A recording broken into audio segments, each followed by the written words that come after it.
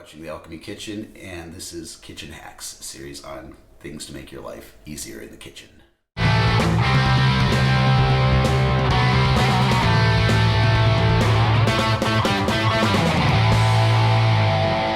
I'm back with another kitchen hack, and this time how to get the most out of that basil plant you bought at the store so it's not dead within a couple days or before you got a chance to really use it.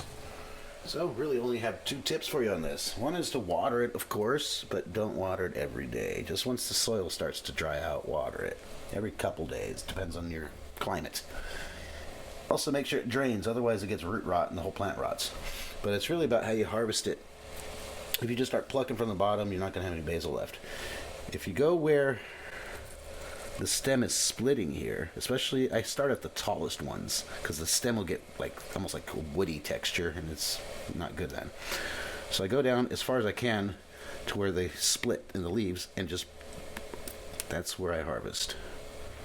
And it's going to grow more there. It really works. So I start out all at the tallest parts. Gonna make some pasta caprese, so need some of this. And again, right where the split is.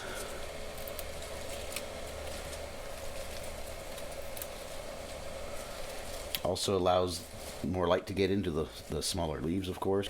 And that's it. Now these smaller leaves are going to be able to grow faster. I've got plenty to use for what I need. Put it back, and that's it. Thanks for watching, and stay tuned for a really easy but really good pasta recipe I'll be shooting tonight that will be up soon.